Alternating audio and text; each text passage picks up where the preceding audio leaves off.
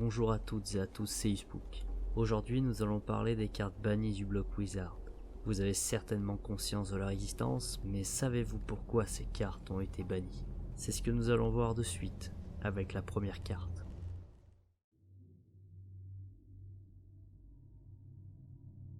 Paru le 20 octobre 1996 dans la première série japonaise Expansion Pack, nous allons parler de l'Iputu. Cette carte verra sa couleur de peau passer du noir au violet pour l'Occident, car jugée être une caricature raciste.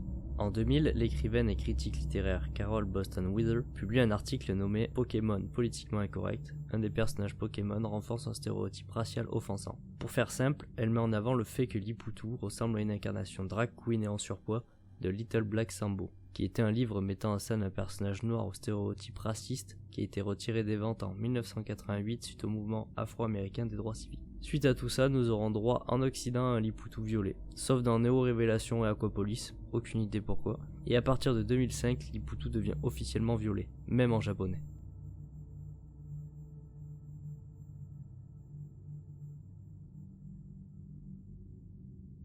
Tadmor de Rocket Gang. Léger mais bien présent, son regard vicelard sous les jupons d'une écolière est déplacé. On comprend vite pourquoi la carte a été modifiée dans nos versions. Malgré ça, l'auteur a toujours nié ses accusations. De plus, il est à noter que le texte de l'attaque gaz toxique a été modifié. Sur la version japonaise, cette dernière empoisonnait le Pokémon touché, alors que sur nos versions, cela l'endormait.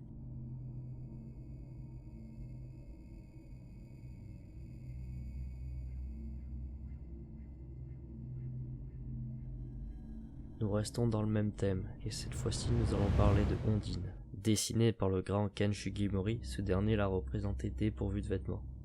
On peut donc voir Ondine nue en train de verser quelques larmes, tout en tenant dans ses mains son Starry qui semble bien amoché, ce qui peut expliquer ses pleurs mais pas sa nudité. Bref, vous l'aurez compris, au Japon ça passe, mais à l'international ce n'est pas très bien vu de mettre en scène une fille nue ayant entre 11 et 15 ans, surtout dans un jeu pour les enfants. Nous aurons donc droit à une toute autre illustration, cette dernière représentant un carapuce essuyant les larmes de Ondine qui cette fois-ci est habillée.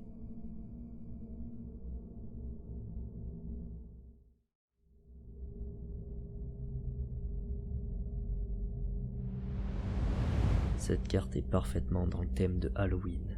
L'illustration de cet ectoplasma a beaucoup fait parler. Difficile à voir mais pourtant bien présent dans l'arrière-plan, nous pouvons voir un magnifique cimetière. L'ambiance de la carte est au rendez-vous, mais pas sûr que les enfants arrivent à dormir avec ça. Si on y ajoute le regard du ectoplasma en direction du joueur et son sourire de psychopathe, ça nous donnerait presque froid dans le dos. Logiquement jugé trop sombre, le cimetière sera retiré des versions anglaises pour un décor plus fade mais moins effrayant.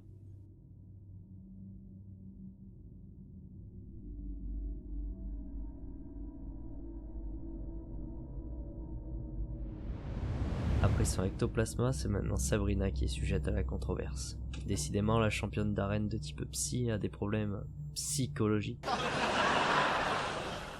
Elle devrait aller voir un psychologue. Ok, j'arrête, même si j'en avais d'autres. Revenons à nos What. Cette fois-ci, ce n'est pas si évident à voir. Personnellement, si on ne me l'avait pas dit, je ne l'aurais pas vu. Pour certaines personnes, Sabrina fera un doigt d'honneur en direction du joueur, alors qu'elle tient tout simplement sa Master Ball. Oui, c'est un peu tiré par les cheveux. Bref, ce sera modifié dans les versions anglaises où on verra Sabrina jeter une simple Pokéball. On descend en gamme.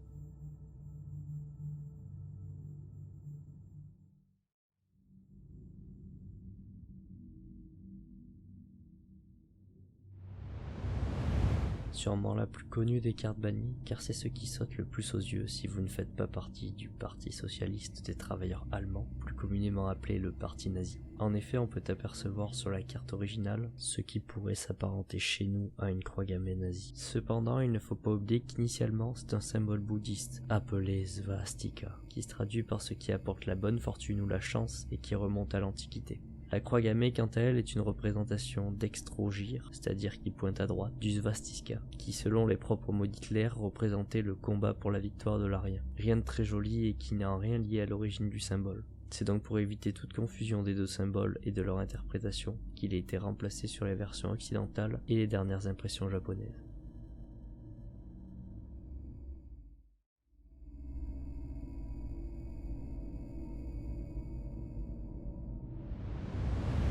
Ici, rien de bien choquant, juste de l'art abstrait. On peut apercevoir une fouinette se revigorant au pied d'une bête, digne d'une image générée par intelligence artificielle. L'illustrateur a certainement voulu représenter une gourde en peau de vache laitière, tout en gardant le fonctionnement des pies. Très étrange.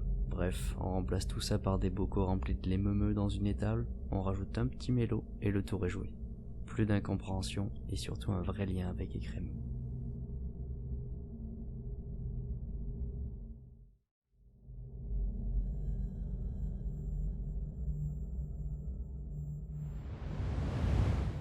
Sur cette carte, rien de bien choquant aussi. Juste un petit problème éthique. Nous avons la représentation de machines de jeu de hasard qui fait donc référence aux jeux d'argent et au casino. Ce qui ne passe pas chez Pokémon Company, car je vous le rappelle, le public visé sont les enfants.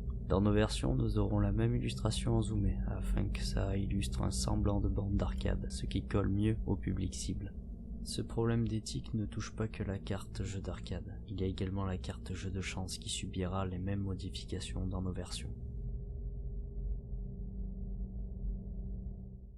La vidéo touche à sa fin, j'espère que vous avez kiffé. Moi je me suis vraiment régalé à l'écrire et surtout à la monter parce que j'ai appris plein de choses dedans. En tout cas, j'espère que vous aussi vous avez appris plein de choses sur ces cartes bannies qu'on ne connaît pas en France mais qui ont toute une histoire différente, mais qui sont pour certaines très tirées par les cheveux. En tout cas, si vous avez kiffé, vous pouvez mettre votre petit pouce bleu, mettre en commentaire la carte que vous avez kiffé et l'histoire que vous trouvez la plus chelou parce que il y a de quoi discuter là-dessus. Et si vous voulez suivre mes ouvertures et mes prochaines vidéos, n'hésitez pas à vous abonner. Je vous dis à la prochaine les potos. Allez, salut, ciao ciao.